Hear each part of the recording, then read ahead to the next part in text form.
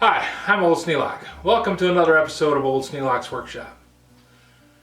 I like marking gauges. Marking gauges are an older tool.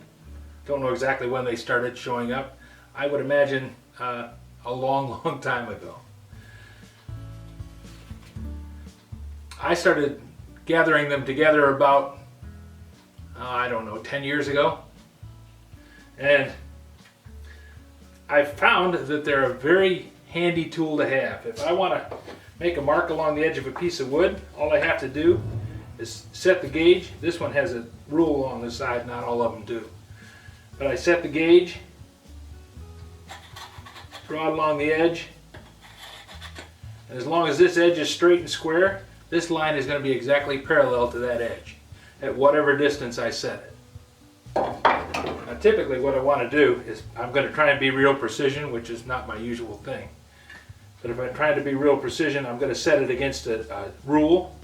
And then I'll know that the center line of that little mark is going to be exactly the right distance from that fence.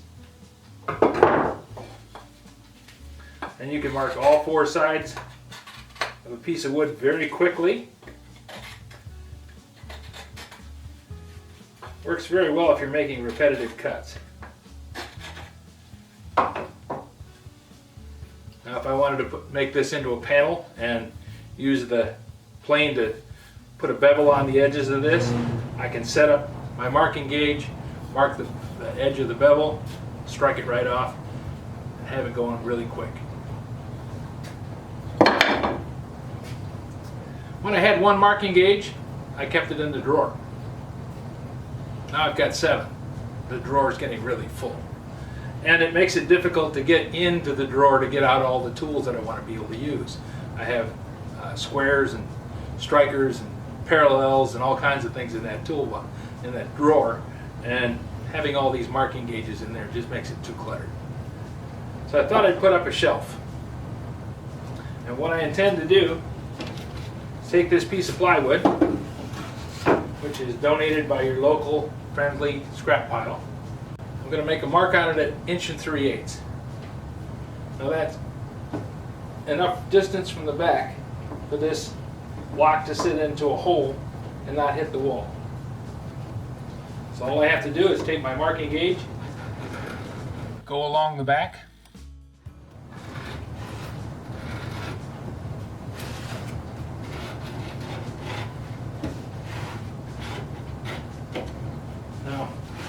this is a piece of plywood. It would work the same if I was using a piece of dimensional lumber. Plywood is what I have because that's what was in the scrap pile of the right size for what I wanted to do. Now I want to set the blocks onto the shelf so that I can decide how big the gap should be between the marking gauges. Now these marking gauges are all different sizes. So I'm going to use the widest ones to determine what size the gap should be between them, because I don't know which ones I'm going to be getting. These are my 2 widest gauges. I'm going to give myself a little room in between so that the gauges don't hit. And I also want to have enough room so that I can have gauge in the front. I want to have 2 rows of gauges so I don't end up with a huge shelf. I want to start about 3/4 of an inch in from the end so I can put a knee onto the shelf to hold it against the wall. So I've got one here, and I'm just going to go along and eyeball it, put some marks on there, and then go back and measure it and see what I've got.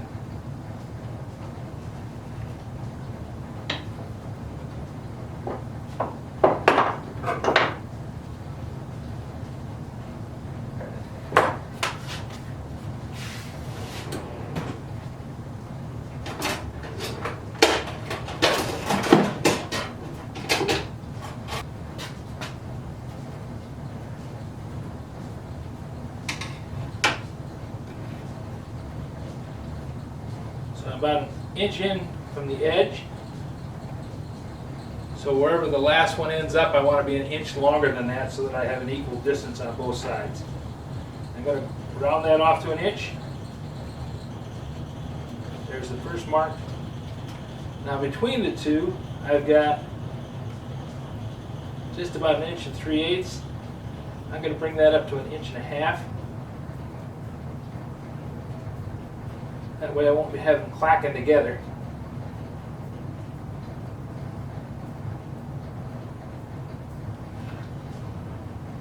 So that's the edge. That's the center line of the first one. Then I'm going to have 1.5 inch gap between center line and edge again.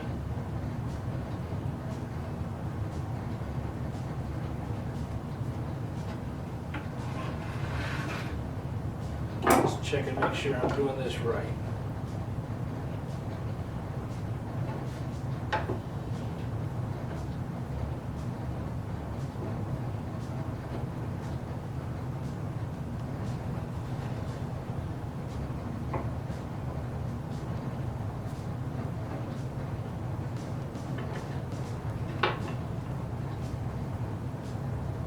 That's going to work pretty good.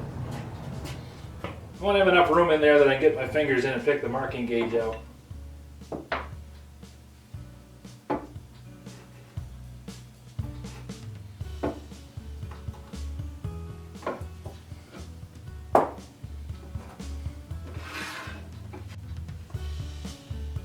So I'm going to mark it 3, 6, 9, 12. Center line, center line, center line, center line, center line, and center line.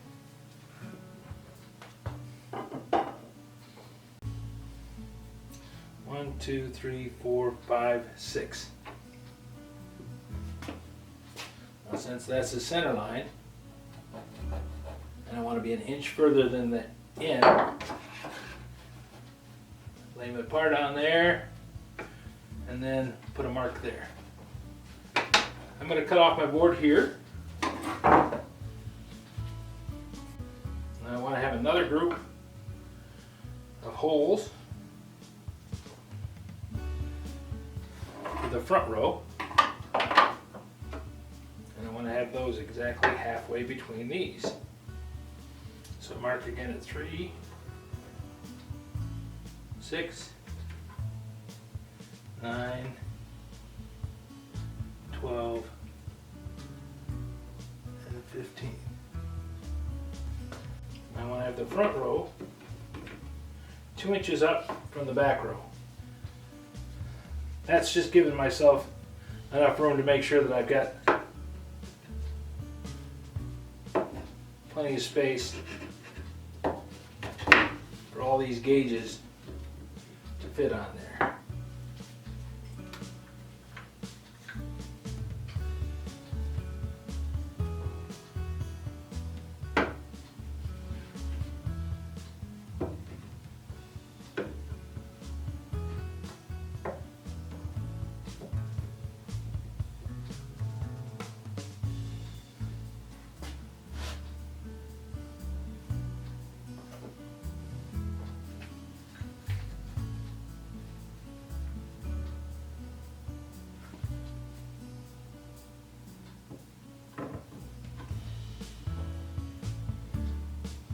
Plenty of clearance. I'm going to give myself a little more windage on that. I'm going to put the next mark in at 3.5.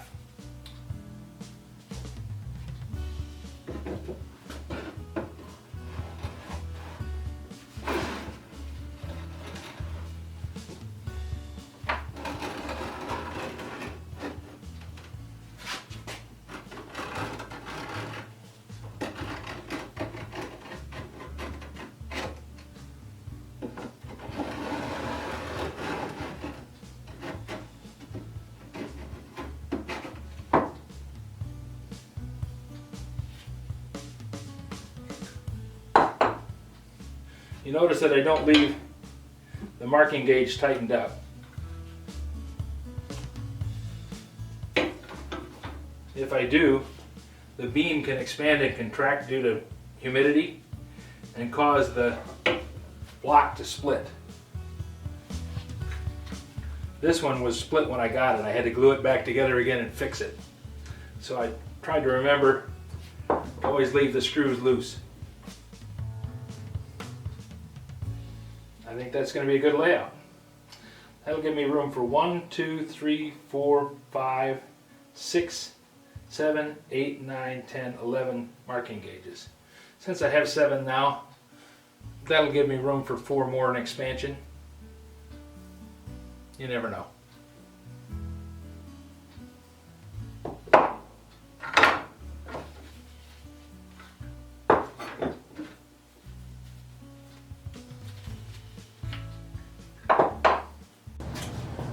So I got 3 inches between the center lines on each one of the marking gauges, and that gives me an inch extra on each end. So I'm going to cut off the board.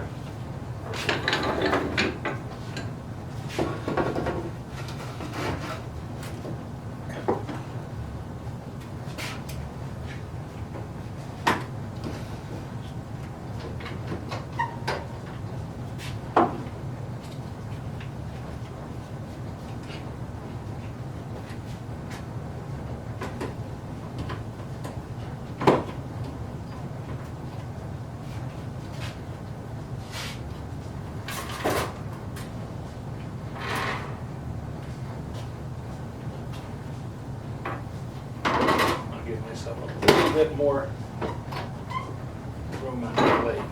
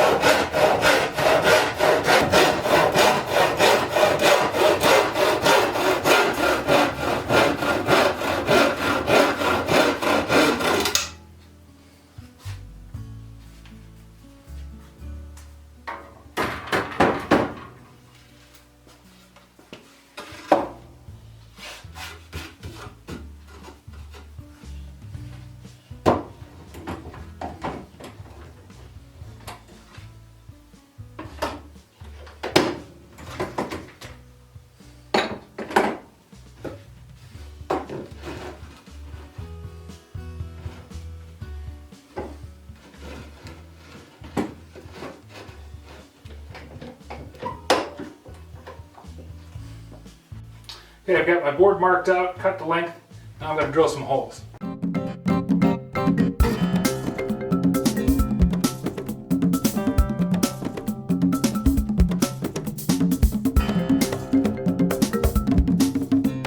A new wrinkle in old Sneelock's workshop. Have you ever heard the phrase, beggars can't be choosers? When you use the cast-offs from other people, you end up with things that don't necessarily work well.